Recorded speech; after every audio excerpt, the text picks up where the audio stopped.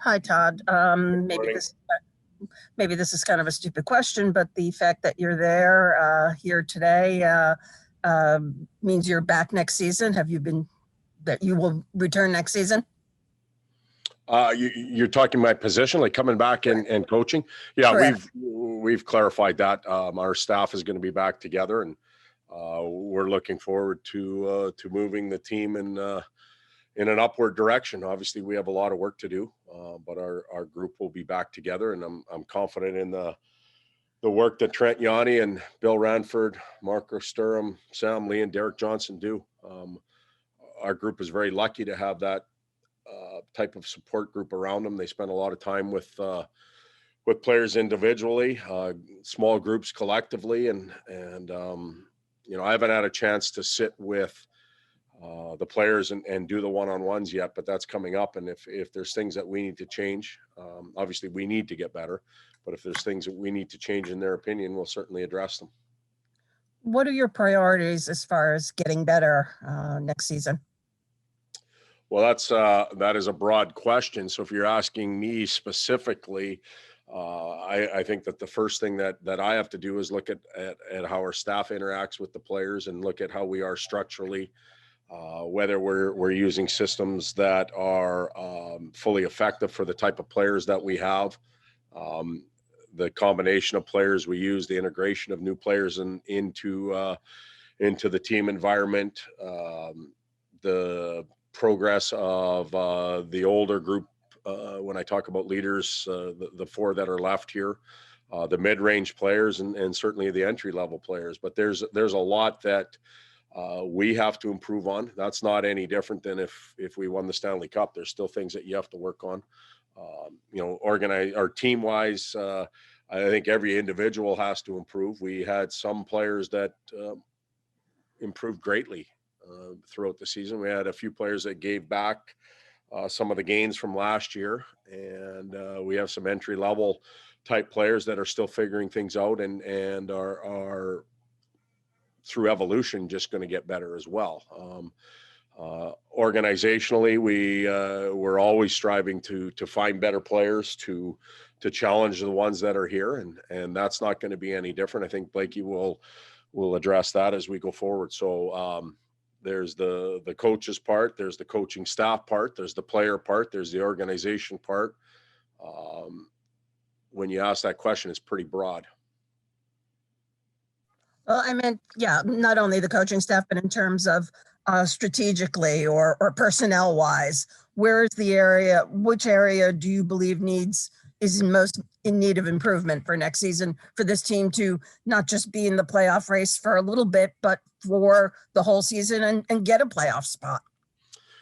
Well, and that will certainly be one of our goals, is to push as deep as we possibly can next year to challenge. And we were there for a while, and then we fell out, and that's not acceptable. I think we had a team that could have stayed in the fight a little bit longer. I'm not sure that we would have got there eventually, but next year we'll have to push further. And when we approached training camp this year, we had some goals that we thought we had to work on, and the first one was just reestablishing our work habits and what was acceptable, unacceptable. We hadn't played for a long time. A lot of teams played into July and August. I thought we achieved that fairly fast and got off to a good start.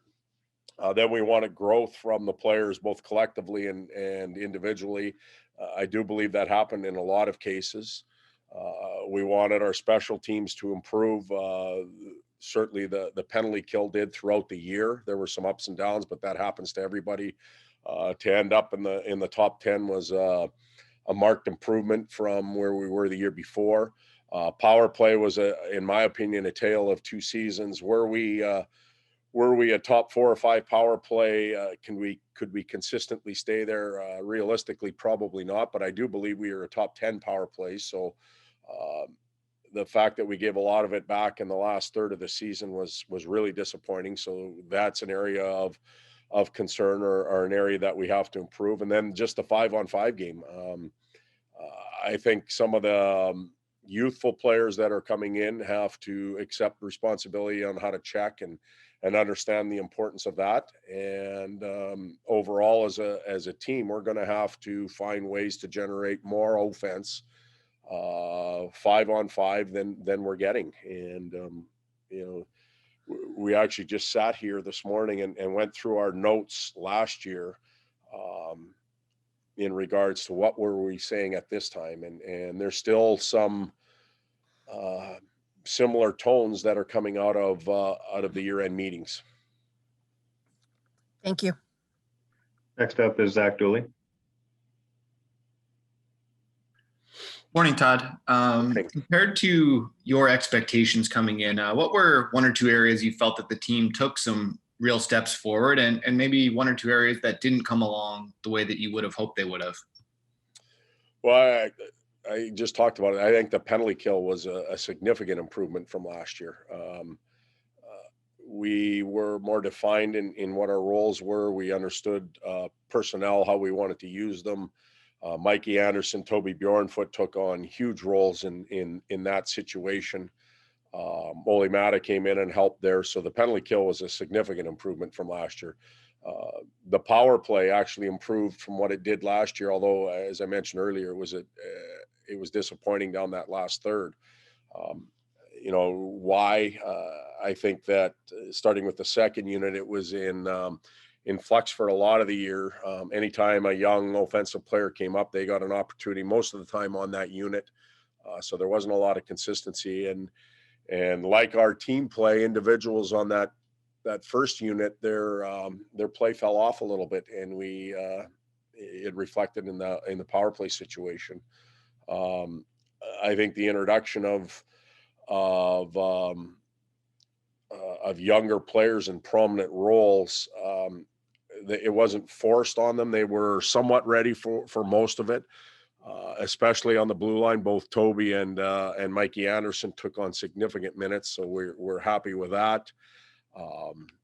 We were involved in a lot of one-goal games, and if you go check the stats, you're going to say, well, that's not true, but I consider empty net goals, both for and against, or even two empty net goals for and against, as a one-goal game, and I think we were involved in 31 of those of the 56. So we won a higher percentage of those this year than we did last year. That was a goal of ours. Up front, we experienced life with Kopi as our one center, and then on a regular basis, we had a very young center ice core, and they got to experience a lot of really good things throughout the year. Also some down times, but at least they gained that experience. We have a lot of prospects now that have a year under their belt, whether it's in the American League or in the National Hockey League. So those are some of the positive areas. A few of the negatives I mentioned. The disappointing part was the final third of the season. I thought we began to give things back there. It was obviously, a really weird year in so many ways, but one being a lack of practice time. And how much did you feel that lack of practice time affected the team's ability to maybe get out of a slump or a losing streak, especially in the second half when they couldn't work on, some of the things they wanted to? Well, the first thing to clarify is that we weren't unique to that situation. There was 31 or 30 other teams that experienced the same thing. In talking to coaches around the league, that's the first thing that often came out of their mouths is we just don't get any time to practice. And certainly in the second half of the season, once we were affected, not necessarily by our COVID issues, but other teams and had rescheduling, the games just kept coming. And we had players that were that had a few more miles on them that we had to be concerned about. But we also had a large group, because we included a taxi squad that needed some practice time. So a lot of times our team was divided down the stretch, and practices were, if we tried to get as much in as we could, conserving energy. But I think our group improved via practice more than video, more than verbal instruction. Once they got to take reps and feel it and go through it a little bit, I think they understood it better. Is that the way young players are learning? I don't know, but certainly I thought we could clean things up quicker at the beginning of the year than the end of the year, and practice time was significantly different. Appreciate that. Thanks, Todd. Next up is Lisa Dillman. Yeah, Todd, in terms of evaluating specific players over a season, is there a tendency to overvalue or put more weight on the end of, say, the season? And in contrast, like last season ended with a 7-game winning streak and people got carried away with that. Is there a tendency to go the other way considering the way things ended? Well, I'm going to address this in two parts. I'm going to compare last season to this season. Last year, our year ended abruptly. We had no idea where the finish line was. We were just told whatever it was, April 12th, 13th, I don't even know the date, that you're done. And it just ended. This year, our finish line, once we were eliminated from the playoffs, was actually extended, which was exact opposite. And it created a little mental stress, I think, on the group. Once you're out, you're out. The COVID situation isn't an easy one to deal with, albeit some of the teams are doing a really good job and are playing really well. But we have to look at the whole body of work of certain players or each player. And there's ebbs and flows in every individual. And it would be a real big mistake if we ignored all parts of the season and just focused on either the beginning, the middle, or the end. We have to ask certain questions about individuals. Why did their play start off real well and then fall off? We had others, like I thought Walker was significantly better in the last third of the season than he was at the beginning. But each of them has circumstances that have to be considered. And you take Walks, for example, COVID, COVID protocol to start with, puck in the face. There's many reasons why he missed a lot of hockey and why his confidence level may be lower at the first or the middle third than it was in the last third. So he certainly went further up. Others were better at different time frames. So we have to equally weight the season for each player. It's my belief. One of the things that Drew Doughty said last week was he felt that after the Jeff Carter trade, things took a step back. Did you sense a shift in the group, maybe even emotionally? Well, our win-loss record prior to Carts going was not significantly different than our win-loss record after Carts went. That's a simple statistic that you can just lay out there. But Carts was an important guy in the locker room. There's a lot of guys that looked up to him, but it doesn't excuse the approach that our group took down the last third. I think that we can overcome that better than we did. And we didn't do a good enough job. And as a result, our last 12 games of the season weren't where they needed to be. Thank you, Todd. Next up is Dennis Bernstein. Hey, Todd, following up on that, after the last game, you said the belief system slipped away. How troublesome is that? How do you reinstill that in your team? I think we can get that back quickly. We didn't, and what I mean by that is we didn't stay with it long enough. Earlier in the year, we'd get down 1 or 2 goals and we stayed in it. I think when we got down 1 or 2 goals, we didn't believe enough that we could push and extend and create problems for other teams. Some of that was the level of competition that we were playing with. Playing against. I think there was 2 teams in our conference that were significantly different than the other teams, and Minnesota certainly climbed into that category. Played Vegas and Colorado a fair amount down the end. So that was part of the belief system. And power play, you get a lot of confidence from power play. You get a chance, you get a belief that you can come back using that weapon or that tool or that system within a game, and that eroded to the point where we didn't believe in that. Earlier we did, and we have to ask the question why and how we fix that. So I think that's where that, well, no, I know that's where that comment came from, in my opinion. And Todd, From my mouth. on their exit interviews, Kopitar said, "No secret, this summer's big for us." And then Drew was more pointed. He said, "There's no point in waiting for these prospects to develop. We got to bring guys in." You've personally, since you've been here, seen a lot of talent go out the door. Is this the summer where the pendulum needs to swing back and maybe get some established talent to help your team? Well, you know what? I'm going to turn that on you a little bit. I've seen a lot of talent come in the door here. We just haven't seen the fruits of the labor yet. And the easy part is the talent going out the door.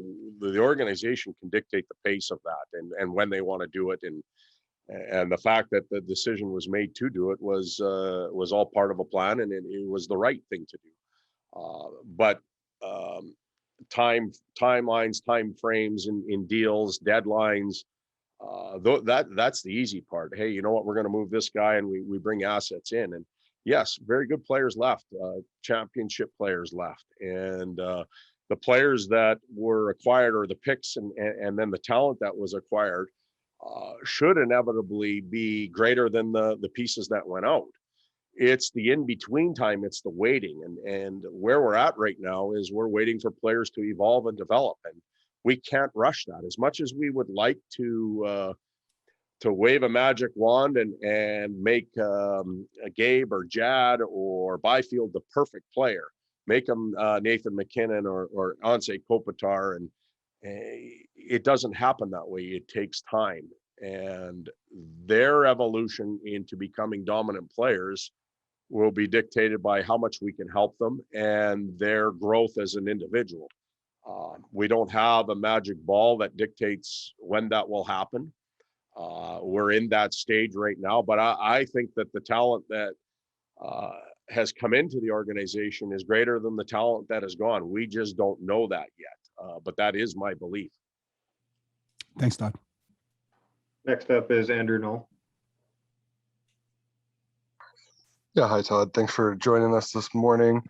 I wanted to ask you defensively, I guess, I'll use an anecdote. I think you guys played a 2-game set with Vegas. The first night was, a lot of long chances against, and then you guys cleaned that up and they scored 3 or 4 goals from below the goal line in the second game. What are you looking for from your defense? I mean, first in terms of structure and strategy, or then maybe in terms of just getting stronger and being harder on the puck? What are you looking to work on in the off season to get maybe a more consistent effort from all 5 guys, really? Well, and again, I think it's a great question, Andrew, but I'm going to clarify something. I don't think defense is the 2 defensemen that step on the ice, especially in those long situations. Many times, the 2 guys that are looking up ice, those defensemen are often playing the situation correctly. It's the forwards coming back that have to contribute and read and react and take people away. And it's something we're fighting in our organization right now, because we've drafted a lot of skilled talent players that have offensive and skilled minds, and they've lived on that throughout their careers. Let's face it, some of these high-end scoring forwards that have played in junior have never been asked to check their way and to structurally pick up certain players. They were allowed to roam and do certain things, and it takes a while for them to adapt and to be able to accept that as part of a skill set. So our youthful offensive players, yes, you have to bring offense. Obviously, we talked about that. But when the puck's not on your tape or the other team possesses it, which is more often than you have it, you have to play responsible. You have to be able to pick up and read and react to certain things that are around you. I think our younger D-man, Toby and Mikey Anderson, defensively were just fine. I'm not sure that our younger forwards were that. So I'm twisting your question a little bit. And I think we have more work to do with our forwards defensively than the younger players than our D-men. Yeah, I wasn't actually asking about the defenseman in particular. I meant the 5-man group. I mean, okay. I guess the when main. you said 5, I thought you're talking D. Yeah. So sorry.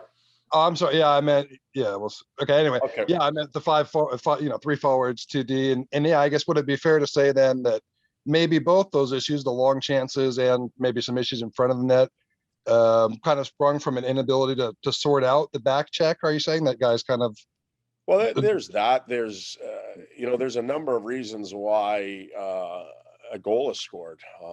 It can be flat out a simple mistake, like a no-brainer. We don't even need to talk about an individual if he throws a pizza into the middle and somebody picks it off and scores. Like, it's so obvious. Don't do that.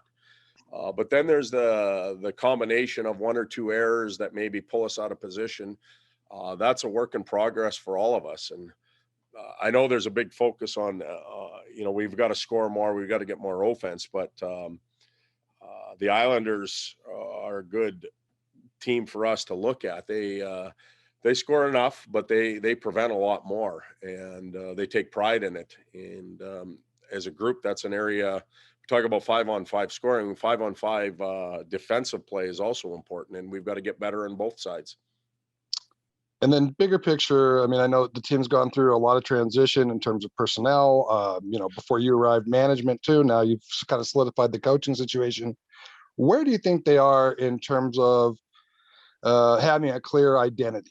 How developed do you think that is, and in what direction would you like it to continue to develop?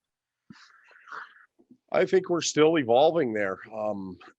We're trying to take young prospects and hone their game for an NHL game. And like I mentioned, there's a young group that's coming in based on their offensive talents, and that's great because we need it. So we should evolve into a better offensive team over time, but we can't give up the defensive side. I think especially early in the year, if you talk to, and I did talk to other coaches around the league, we were a frustrating team to play against because we checked well. We didn't give up much through the neutral zone. Offensively, we were challenged to press. Our power play was very dangerous. Our penalty kill was good, so they wanted to win the special teams area of the game. I know that for sure. We were getting some really good goaltending early, and they felt that our goalies could steal us games. So a lot of those comments give us a good sense of reassurance that we're doing a lot of the right things. And I think that teams had to, especially early in the first half, first 2/3 of the game, they had to bring their A game to beat us. And so we're a difficult team to play against when we're playing well. We can check our way to wins. We get good goaltending, and our special teams should be good. Are we clearly identifying, is our identity as clear as what Colorado's would be as far as speed and attack? We're not there yet. We're still evolving, but we're working towards all of that. And lastly, earlier you mentioned, some of the top power play unit guys, some of the veteran guys tailing off a little bit in terms of production at the end of the year. Throughout the season, we saw some rookies that were placed into roles that were maybe a little beyond what was expected coming in. What do you think it's going to take to get things into the right space where things kind of snap into place as far as roles, responsibility, and putting both the core veteran guys and the younger players in a position to thrive? Well, everybody from the coaches through the players are going to have to improve their games individually. If we're staying neutral, we're falling behind, and I include our staff in that. So I'm not just pointing at the players. So if you're wearing a Kings jersey next year, you got to move forward. You have to get better, and if not, then we've got to replace the players that aren't getting better. Then I think that we've got to look at the structure part and make sure that we're playing the right way for the pieces that we have, and that's on us. Like any team, be it the Stanley Cup champs from last year, Tampa, they're looking at ways to make their team better through personnel throughout the summer, and I know that our management group will do that. But ultimately, we need players to evolve as quick as possible to get some real strong traction in the league and to emerge into the players that we think they can be. And I don't know what the timeline will be for that. the sooner the better, but there isn't a magic wand that can force it. And next up is Daryl Evans. Morning, Coach. You've touched on quite a few of the things that I had put down here. What's the offseason look like this year, being that it's a shortened offseason with the season approaching fairly quickly? Well, the short part of it's a good thing because that's where we ultimately want to be every year. With very little time to plan. The off season as an organization is a little bit up in the air because I don't know what we'll be able to do with development programs and that type of stuff. Certainly with the quarantines from Canada to the U.S., so that will be affected. The draft is later. There's an expansion draft that comes up, but from a health perspective, players will have to get healthy quicker. We've got a number of players that are going to extend their seasons by about 3 weeks at the World Championships. I think that experience is really good for them. Our staff will begin and has begun the review process. That will carry on here for a little while. But September is going to come fast. It really is. And I think that's a good thing for our team. Let's get back at it quickly. We've had some odd disruptions to our rhythm. It'll be nice, I believe, to get back to a regular hockey schedule. And when you look at the defensemen, the young defensemen that came in, do you feel a lot clearer the direction of your defense or the capabilities of the guys that you have on the blue line now, as opposed to maybe the beginning of the year when all these young guys were first starting? I do, or we do. I can't answer for everybody, but I believe we do. The role that Mikey Anderson took on was remarkable. The plan wasn't to have him do that, but when Ole struggled a little bit at the beginning of the year, Mikey was put there, and that's an area that Drew Doughty did a tremendous job with, helping Mikey feel comfortable in playing the minutes that he did. Toby got his feet wet a little bit in the American League and then came up, never went back and fulfilled his role. And they're playing in the, call it the 2 and 4 holes. That's significant for that type of youth to take on those minutes. So we feel good about that. Sometimes it's easier for non-number players to come in and there's less pressure. And what do I mean by that is, Mikey and Toby, their games aren't based on stats. Nobody's asking me how come Mike Anderson didn't score 12 goals and produce like Cale Makar. That's not the type of player he is. So there's less pressure on him to produce numbers. Gabe Velarde, I get the question constantly from our media about Gabe. It's because he's expected to put up big numbers, and numbers create pressure for players, and Gabe has more pressure on him because of numbers. Do we want Mikey and Toby to become better offensive players? Of course we do. But the pressure doesn't exist there. So they had that luxury. But what will happen there is our expectations will go up a little bit with them in year 2. And sometimes that's hard on players as well. But I think both of them can handle it, and both of them can evolve into even better players. And I think you touched a little bit on it, and with regards to, from the coaching standpoint, with what you guys had put in place at the beginning. Well, from what you've seen in the NHL, the kind of the growth of this year, as a coaching staff, do you feel you guys need to change your approach a little bit, maybe with regards to some of the personnel that you have as to the style of hockey that you want to play lead into next year? Well, we quite frankly, we weren't impressed at all with our forecheck this year. For some reason, we just didn't create a lot of energy in the offensive zone off the forecheck. And that was different than it was last year, in my opinion. And we've got to look at why. Was it the personnel? Was it the way we taught it? Did we back players off? We may change things in that area. Are we relying too much on our neutral zone, which is a bit of a security blanket for us, perhaps? But that's what we do as a staff every year. Whether we make the playoffs and lose in the first round or hoist the Stanley Cup, that's what staffs do, and we'll we'll look at that. All right, and last one here from John Hoven.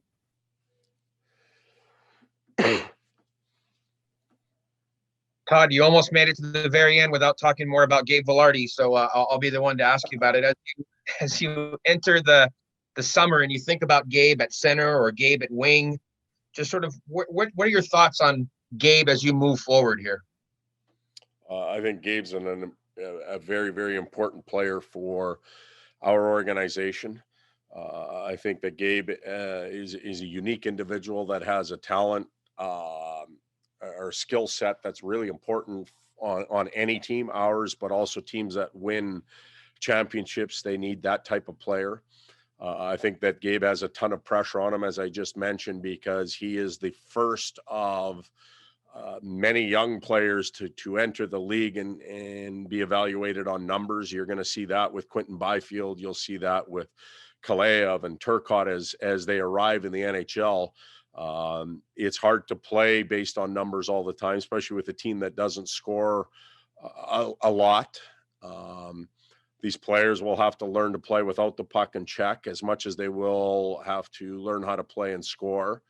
And I just think Gabe's going to be a better player next year, regardless of who he plays with or what position he is in. He has a year of NHL trials and tribulations, if you will, under his belt. And he'll be able to sit back and reflect on things. We'll be able to help him or offer our help to him, and he'll come back in. But, the nice thing is we move forward is Gabe's going to have company. It won't only be about Gabe. Next year, you'll be asking me, in all likelihood, Quinton Byfield questions and some other ones. And you know that as well as I do. You're giggling. You know it. That's just the way it works. It's hard to be the pioneer, if you will, of transition, and Gabe is that guy. And then there was talk earlier in the season about the need moving forward for the organization to add depth defensively.